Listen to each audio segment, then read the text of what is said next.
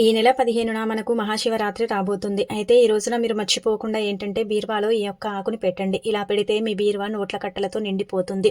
ధనం రావటమే కానీ పోవటం అనేది జరగదనమాట. డబ్బు లేక నరకం చూస్తూ ఉంటాం కదా కొన్ని సార్లు. అలాంటి వాళ్ళు ఏంటంటేనండి గుర్తుపెట్టుకోండి, బీరువాలో ఈ ఆకుని పెడితే బీరువాలో ఏంటంటే గనక డబ్బు, బంగారం స్థిరంగా ఉంటుంది. వృధా ఖర్చులు తగ్గుతాయి. అలానే 4 వైపుల నుంచి కూడా డబ్బు దూసుకు రావడానికి అవకాశం ఉంటుంది.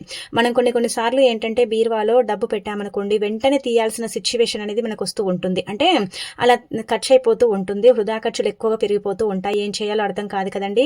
అయితే అలాంటి వాళ్ళందరూ గుర్తుపెట్టుకోండి, బీరువాలో ఏంటంటే గనక శివరాత్రి రోజు ఈ యొక్క ఆకుని పూజించి పెట్టుకుంటే చాలండి, చాలా మంచి రిజల్ట్ వస్తుంది. అయితే మనకి ఈసారి ఏంటంటే గనక ఆదివారంతో శివరాత్రి ఏర్పడుతుంది కదా, మనం ఏంటంటే పూజ చేసుకునేటప్పుడు ఆకుని తీసుకోండి. ఈ పరిహారం సాయంత్రం సంధ్యా సమయంలో 6 గంటల సమయంలో చేయండి. ఇలా 7 దాటిన తర్వాత కూడా చేయొచ్చు అనమాట. అయితే మీరు పూజ చేసుకుంటారు కదండి, పూజ చేసేటప్పుడు ఏంటంటే మనం పూజ చేసుకున్న తర్వాత మారేడు దళాలు ఎలాగో పరమశివుడికి సమర్పిస్తాం కదా, అయితే అందులో నుంచి ఒక మారేడు దళాన్ని తీసుకుని శుభ్రం చేసుకోండి. చేసుకున్న తర్వాత కుంకుమ పసుపుతో బొట్టు పెట్టండి. మారేడు దళానికి అతీత శక్తి ఉంటుంది. మారేడు దళం ఏంటంటే గనక ధనాన్ని ఆకర్షిస్తుంది. అలానే కాకుండా దైవానుగ్రహాన్ని కలిగిస్తుంది అనమాట.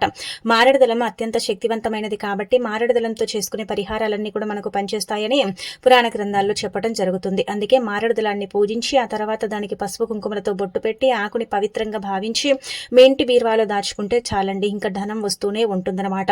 ఇది ఎన్ని రోజులైనా సరే పెట్టొచ్చు. అంటే తీయకుండా మీ లాకర్లో పెట్టేసి వదిలేయండి. చూడండి, ఆ తర్వాత వచ్చే ఫలితాన్ని చూసి మీరే షాక్ అయిపోతారనమాట. ఇది చాలా మంది కూడా చేస్తారండి. కాబట్టి శివరాత్రి రోజు మీరు కూడా చేసేసి రిజల్ట్ అనేది పొందండి.